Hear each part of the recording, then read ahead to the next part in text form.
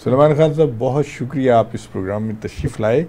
सबसे पहले हम चाहेंगे कि आप हमारे तलबा और तालिबात को ये बताइए कि आपने इस सब्जेक्ट के बारे में लंदन से 2 बड़े अहम कोर्सेज किए, उसकी ज़रा तफसील बताइएगा। जी, बिस्मिल्लाहिर्रहमानिर्रहीम। मेरी बेसिकली जो क्वालिफ़िकेशन है वो इंजीनियरिंग में है, ख़ासतौर से इलेक्ट्रिकल के अंदर काफ़ी ग्रिप है, और उसमें जो जनरेशन का प्रोजेक्ट था, ट्रांसमिशन का प्रोजेक्ट था, उसके ऊपर और टैरिफ एंड इकोनॉमिक कंसिडरेशन, इसके ऊपर काफ़ी उसके ऊपर मैंने ग्रिप अपनी अरसे में की थी। तो और फिर शुक्र अल्हम्दुलिल्लाह यही नहीं बल्कि मैं अपने आप को जहाँ भी जाता हूँ मैंने हमेशा अपने आप को उस्ताद समझा है और उस्ताद कहा भी है। और यही नहीं बल्कि पाकिस्तान के बहुत इलाकों में, KPK में, बलूचिस्तान के, पंजाब के, आज़ाद कश्मीर के जितने भी महकमों के इंजीनियर्स हैं, वो ट्रेनिंग के लिए, अपनी प्रमोशन के लिए जो अपना महकमाना ट्रेनिंग होती है, उसके अंदर वाटर इश्यूज़ के ऊपर जब भी उन्होंने कभी किसी एक्सपर्ट को बुलाना हो तो मेरे ऊपर ही नज़र टिकती है कि मैं आऊँ और आके इस हवाले से उन्हें पूरा लेक्चर दूँ, बात समझाऊँ। असल में बात इस चीज़ की है कि जो मैंने स्टडी के दौरान देखा तो मेरा जो पहला सब्जेक्ट था ना, इकोनॉमिक कंसिडरेशन के हवाले से मैं चल रहा था। तो चलते चलते हमने ये देखा कि पाकिस्तान की इकोनॉमी तो एग्रो बेस्ड है। अब एग्रो बेस्ड है, इसके बाद पता लगा कि वो तो पानी से ज़िंदगी है, पानी होगा तो खेती लहर बहर। उसके बाद जब देखा कि पानी है कहाँ, तो पानी तो सैलाब का ज़ाया हो जाता है। अब उस सैलाबी पानी का मंबा कहाँ था, उस सैलाबी को कंट्रोल किस तरह किया जा सकता था। तो फिर इसके ऊपर मेरी काफ़ी डिबेट्स हुई इन 80s के लास्ट में और 90s के स्टार्ट के अंदर। तो काफ़ी हमारी हुई, सिंध में हुई, KPK में हुई, और वहाँ पर काफ़ी हमने इस बात से डिस्कशन की। फिर हमारे कोई दोस्तों ने हमने सोचा कि भाई बाकायदा एक जो है ना एक बॉडी बनानी चाहिए जो कि इसके ऊपर वर्क करे। तो फिर हमने 93 में सिंथास वाटर काउंसिल की बुनियाद रखी। तो उस वक्त शम्स मुल्क साहब जो थे, चेयरमैन वापडा थे, उनसे भी मीटिंग्स थी और उस वक्त से हमारी जो है ना वो आगे चली आ रही है। तो मैं चेयर करता हूँ सिंथास वाटर काउंसिल को और शम्स मुल्क साहब जो है हमारे पैटर्न चीफ हैं। तो वो उनका यह है कि सुलेमान साहब, उनकी तबीयत भी ऐसी है, ज़ाहिर है कि तकरीबन 95-96 की है। कहते हैं मैं बड़ी हद इस्लामाबाद में हूँ, पूरे पाकिस्तान को आप संभालें, बल्कि इस्लामाबाद में भी मुझे जाना पड़ता है तरतीब से ये करने के लिए। तो बात ये देखिए कि अगर हमने देखें, हर मुल्क की अपनी एक साइकी होती है इकोनॉमी की। हमारे मुल्क की जो साइकी है वो एग्रो बेस्ड है। अब ये जो एग्रो बेस्ड है, इसमें जब तक आप उस एग्रो बेस का पेट्रोल नहीं डालेंगे, आप भूखे मरते रहेंगे, आप भूखे मरते रहेंगे। तो उसका इसका पेट्रोल तो पानी है, और पानी आप ज़ाया कर देते हैं। आप अंदाज़ा करें कि हम तकरीबन अगर हम पूरे पानी को कंट्रोल कर लें तो पाकिस्तान के हमारे चारों सूबों के पानियों में तकरीबन 37.5 मिलियन एकड़ फुट पानी का सालाना इजाफा होता है एवरेज। 1 मिलियन एकड़ फुट पानी की जो इकोनॉमिकल वर्थ है वो $2 बिलियन साल की है। इट मीन्स कि हम 75 बिलियन डॉलर सालाना के पानी की वर्थ हम 8 साल समंदर में फेंक देते हैं, ज़ाया कर देते हैं। 75 बिलियन डॉलर। तो कर्जा कितना है? लगे रहो कि जी हमने ये नहीं करना, हमें ये नहीं करना, लगे रहो तो फिर भूखे भी मरते रहोगे।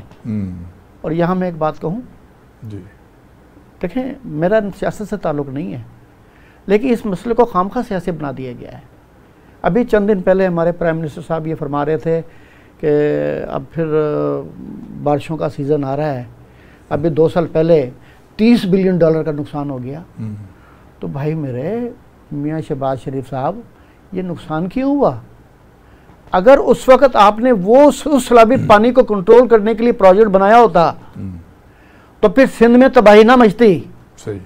और फिर याद कर लें जिस तरीके से अब फिर बारिशों के जो है वो ख़बरें आ रही हैं शदीद बारिशों की, तो सिंध वालों फिर तैयार रहो अपनी तबाही के लिए। और अगर आपने पानी को अपनी तबाही से बचना है तो आप फ्लड वाटर को कंट्रोल कर लें। मैं नहीं कहता आप कालाबाग डैम बनाएं, ना बनाएं आप कालाबाग डैम, लेकिन आप सैलाबी पानी को कंट्रोल करने के लिए कोई प्लान तो बनाएं। आपको ये पास ये प्लान होना चाहिए कि हमारे पास टोटल जो हमारा जो अवेलेबल वाटर है उसे हमने यूजेबल वाटर में किस तरह कन्वर्ट करना है। आप अंदाज़ा करें, अगर हम अपने पानी को कंट्रोल कर लेते हैं तो सिंध के पानी में 15.21 मिलियन एकड़ फुट पानी का इजाफा होगा। इट मीन्स के तकरीबन $30 बिलियन की इकोनॉमी सिर्फ सूबा सिंध की बढ़ेगी सालाना।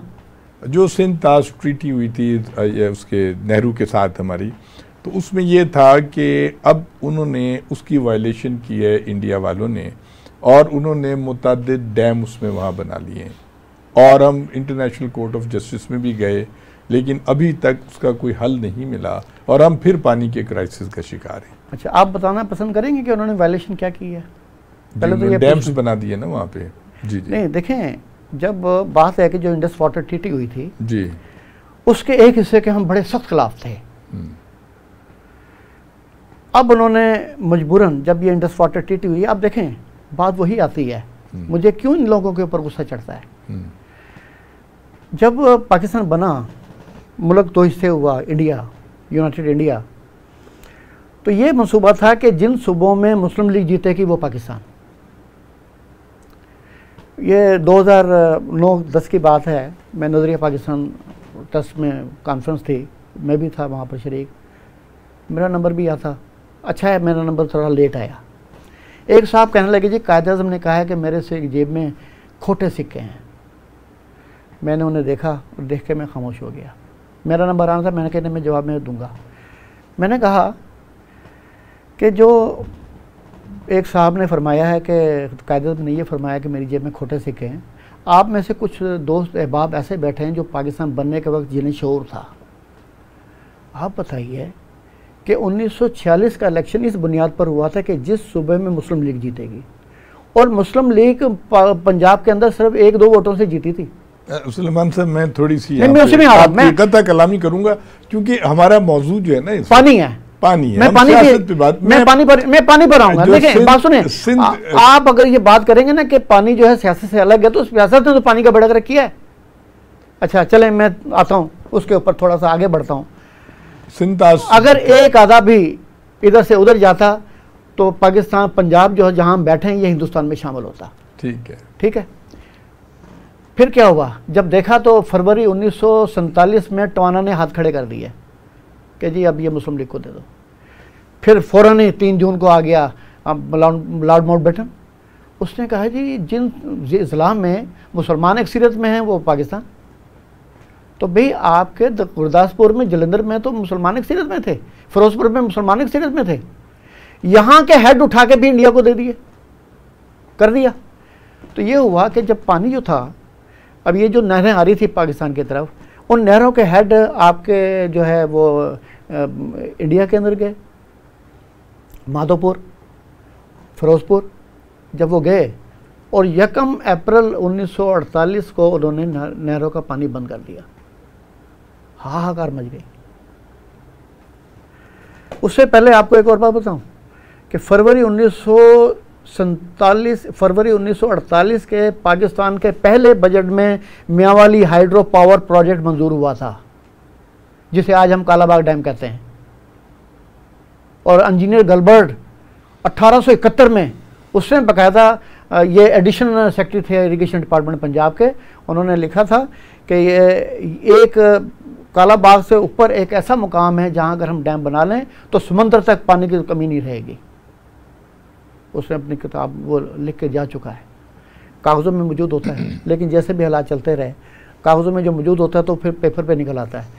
तो 500 मेगावाट का ये मियांवाली हाइड्रो पावर प्रोजेक्ट जो है वो मंजूर हुआ था पहले हमारे फरवरी में, और 1 अप्रैल को नहरें बंद हो गई। नहरें बंद हो गई तो अब क्या किया जाए भाई? फौरी तौर पर अब देखें, कायद-ए-आज़म बहुत इज़्ज़त का मुकाम है, लियाकत अली खान बहुत इज़्ज़त का मुकाम है, लेकिन वो टेक्नोक्रेट नहीं है। यहाँ टेक्नोक्रेट 2 बहुत बड़े थे, एक गुलाम मोहम्मद था, एक चौधरी मोहम्मद अली था, जिसके पास फाइनेंस की चाबी थी। वो सेक्रेटरी खजाना थे, वो वज़ीर खजाना थे। 3 नहरें बनाने का मौका दिया। भाई आपने नहरें बंद की हैं तो आप फौरी तौर के ऊपर ये जो आपका ये साइफन बना हुआ है, रावी साइफन, या आपका जो हेड सुलेमान की बना हुआ है, वहाँ पर आप बराज बना लें। डिले किया, जानबूझ के डिले हुआ, जानबूझ के डिले होके फिर मजबूरन जब सिंतास मुआहदा करना पड़ा, आप देखें चलो मजबूरन करना पड़ा, आपने रावी सतलुज ब्यास का पानी आप इंडिया को दे दिया। कश्मीर तो मकबूजा इलाका था, कश्मीर तो एक मुतनाज़ा इलाका था, वहाँ आप इंडिया को किस तरीके से इजाज़त दे रहे हैं डैम बनाने की? ट्रीटी में इजाज़त दी हुई है हाइड्रो पावर प्रोजेक्ट बनाने की, इंडिया को इजाज़त दी हुई है। अच्छा ये फरमाएं, ये जो भाषा डैम बन रहा है और नीलम झेलम है, इससे हमारा मसला कुछ हल हो जाएगा? नहीं, नीलम झेलम तो और चीज़ है। महमद आप कह रहे हैं, भाषा भी अच्छा डैम है, अच्छा प्रोजेक्ट है, लेकिन सैलाबी पानी को कंट्रोल तो वो नहीं करेगा, बहुत मुश्किल से करेगा। वो जो 10-15% सैलाबी पानी है उसे तो कंट्रोल करेगा। हाँ, फ़ायदा होगा, बिजली जो है वो पैदा करेगा, लेकिन उसके लिए पैसे हैं तो बना लें, पैसे नहीं हो तो चुप करके दूसरों से भीख मांगते रहें। क्यों? फिर एक बात और है, देखें आप बहुत नेशनलिस्ट आदमी हैं, आप कहें यार एक ऐसा मंसूबा है कि 3-4 सालों में अगर ये बन जाए तो हम जो है ना जिंदा हो जाएंगे, आप उसे फंड भी देंगे, कर्जा भी देंगे, सब कुछ आप देंगे, लेकिन एक पता हो कि ये जो है ये 3000 अरब का, बल्कि अब 3000 अरब क्यों, ये तो अब ये तकरीबन 6000 अरब का डैम है, तो आपके पास एक तो इतने पैसे नहीं हैं, तो फिर आप उसके अंदर इन्वेस्ट करेंगे? देखें जो इन्वेस्टर होता है ना, वो ये देखता है कि मुझे मुनाफा जल्दी कहाँ से मिलता है, उसमें कौन करेगा इन्वेस्ट? आप उस पॉइंट को देखें जो कि हमें बेहतरीन सस्ती बिजली दे सकता है। आप गैर मुल्की इन्वेस्टरों को क्यों ढूंढ रहे हैं? आप इन्हें मौका दें, इन लोगों को, पाकिस्तानी जो इन्वेस्टर्स हैं उन्हें दें कि आएँ, आप इस शोबे के अंदर आप इन्वेस्ट करें, आपको कितने बिलियन डॉलर चाहिए देंगे। नहीं, आप समझते हैं कि प्राइवेट सेक्टर जो है अगर वो इसमें आए तो उनको तहफ़्फ़ुज़ात की भी तो ज़रूरत होती है ना, उनको गारंटी चाहिए होती है। जो इन्वेस्टमेंट करेगा तो उसको उसका रिटर्न भी जाहिर है उसको चाहिए होता है, उसका इंटरेस्ट भी होता है। देखें उसमें क्या गारंटी है कि वो जो इन्वेस्टमेंट करेंगे वो सेफ होगी? देखें बात इस चीज़ की है कि प्राइवेट इन्वेस्टर इन शोबों में जो इंफ्रास्ट्रक्चर है, गवर्नमेंट का काम बिजनेस करना नहीं है, गवर्नमेंट का काम इंफ्रास्ट्रक्चर बनाना है। और इंफ्रास्ट्रक्चर किस चीज़ पर? 2 चीज़ों पर, एक इस चीज़ पर कि वो सस्ती तवानाई किस तरह दे, और दूसरा इस चीज़ पर कि वो ऐसे रसायल दे के हम जो हमारी जो अपनी प्रोडक्शंस हैं वो तेज़ी के साथ गैर मुल्कों में निकल जाएं। तो ये जो चीज़ है इसके अंदर ये तो हमारी पब्लिक सेक्टर की मलकियत होनी चाहिए, प्राइवेट सेक्टर की नहीं। हाँ, प्राइवेट सेक्टर से आप बॉन्ड ले सकते हैं, बॉन्ड इशू करें। आपने ये बात हमने अभी आप थोड़ी देर पहले पूछ रहे थे, तो ये मेरी जनरल मुजम्मिल साहब से भी काफ़ी मुलाकातें हुई थी, और हम इस चीज़ पर थे कि भी आप गवर्नमेंट के पास नहीं है पैसे, ये आप इन्वेस्टमेंट बाहर से लें और बॉन्ड की सूरत में लें। उन्हें अगर ये मिलाया ना, आप ये देखें बिजली के जो पानी की बिजली है ना, इससे तकरीबन 37 बिलियन यूनिट हम पैदा कर रहे हैं अपने पब्लिक सेक्टर की से। पता है कितने? 3 रुपये 85 पैसे यूनिट। उस पर 1 रुपये 11 पैसे उन्होंने पानी के अखराजात लगा दिए हैं उन इलाकों को मिलने के लिए जहाँ से वो बिजली पैदा हो रही है। यानी 4 रुपये 96 पैसे फी यूनिट के हिसाब से आज 2024 में भी हमें बिजली मिल रही है।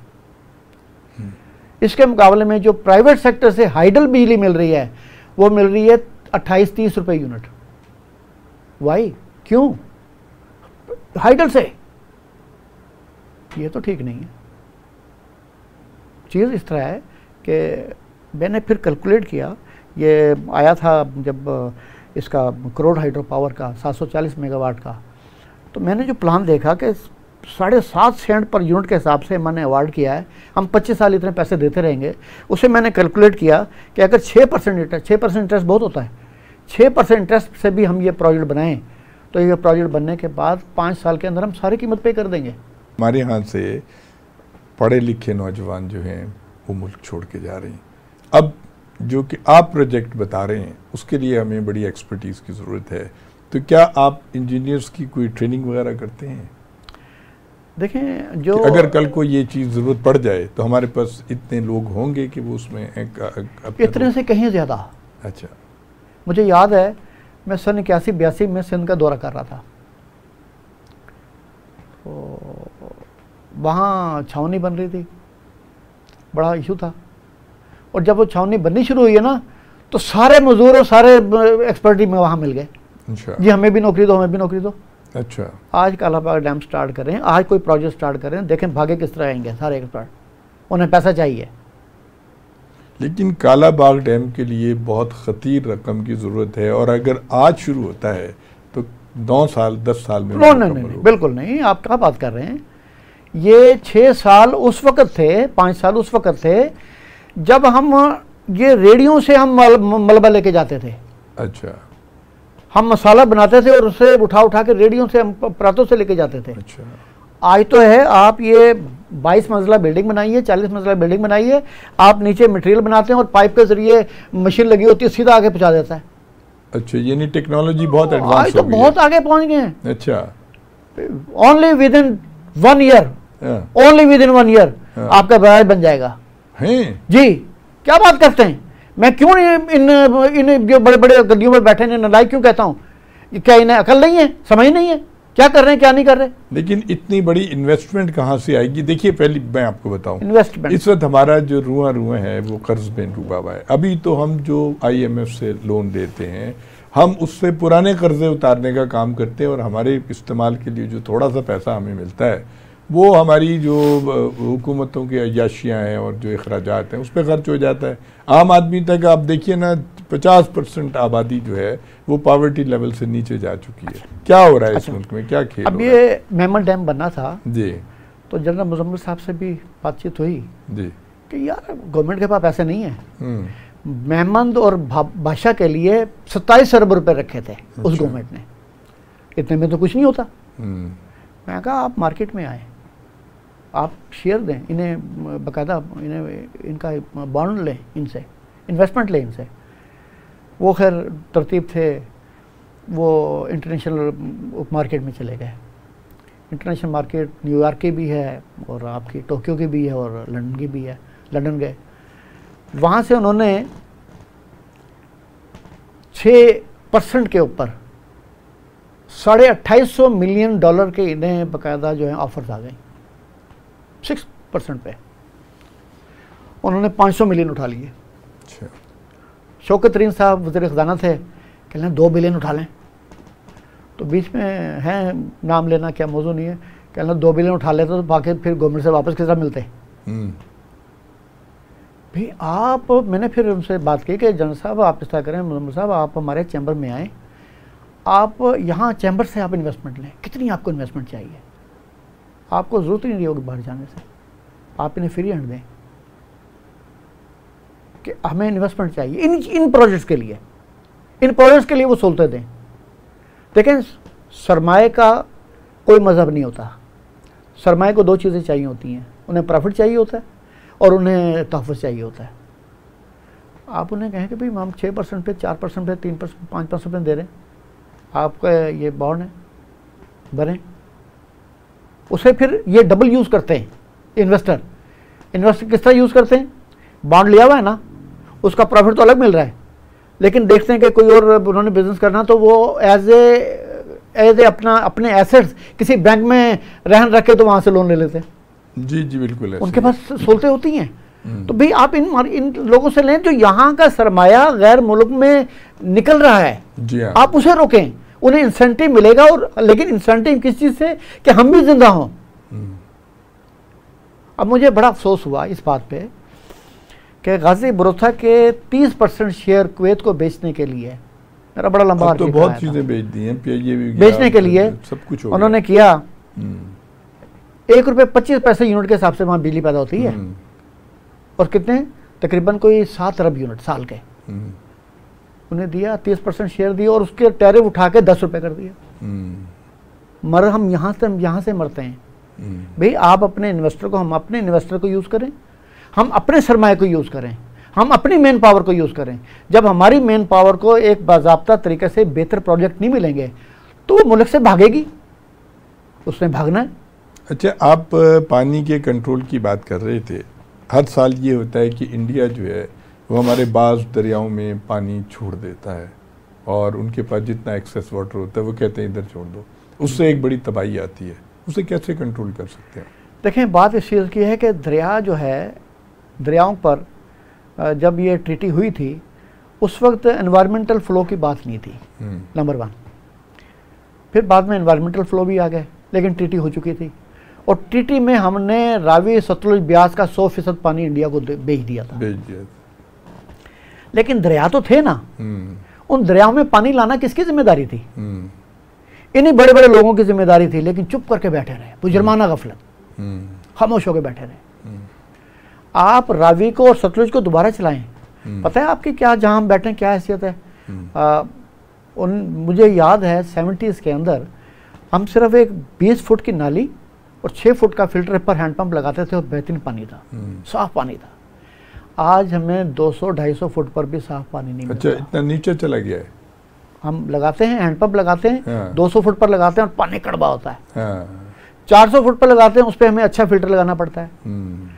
अब उस वक्त जो पहले अपना LDA था, फिर उसमें से वासा अलग हो गया, 250 फुट के ऊपर ट्यूबवेल लगाते थे, क्योंकि बड़ा ट्यूबवेल होता था, तेज से पानी खींचना।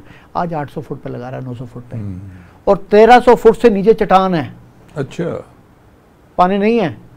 हम पॉइंट ऑफ डेथ की तरफ जा रहे हैं। या आज जो खुश्की पैदा हो रही है, क्यों पैदा हो रही है? आप रावी को चालू करें, आप सतलुज को चालू करें, और जब इंडिया का पानी आएगा तो वो तो चालू होगा। अब वो हमने बंद कर दिए। अब जो वहां बंद हुए हैं तो जमीनें तो लोगों की हैं, उन्होंने वहां पर खेतीबाड़ी कर ली, वहां पर अपने मकान बना लिए, प्लानिंग कुछ है नहीं। तो जब पानी आता है तो हमें नुकसान होता है। उससे बकायदा उन्हें चैनल बनाए। रावी से ज्यादा बदतर सूरत हाल है हमारी सतलुज की। आर्सेनिक शामिल हो चुका है। और ये जो अब इंडिया ने आखिरी जो शाहपुर कांडी डैम बनाया है, जो बिल्कुल जहाँ से शामिल होता है, तो उसके बाद तो रावी की हालत जो है वो सतलुज से भी बड़ा गर्क होगी। तो भी आप इसे क्यों नहीं दोबारा चालू कर रहे? और ये किसकी जिम्मेदारी है? ख़वातीन हज़रात, आप सुलेमान साहब की गुफ्तगू सुन रहे थे। आप चेयरमैन हैं सिंध तास वाटर काउंसिल के, और आपने बड़ी मुफीद गुफ्तगू की, बड़ी आपने इंफॉर्मेटिव बातें की। यकीनन आपको ये प्रोग्राम पसंद आया होगा। सुलेमान साहब, आपका बहुत शुक्रिया इस प्रोग्राम में तशरीफ़ लाए। हारून अब्बासी को इजाज़त दीजिएगा। अल्लाह हाफ़िज़।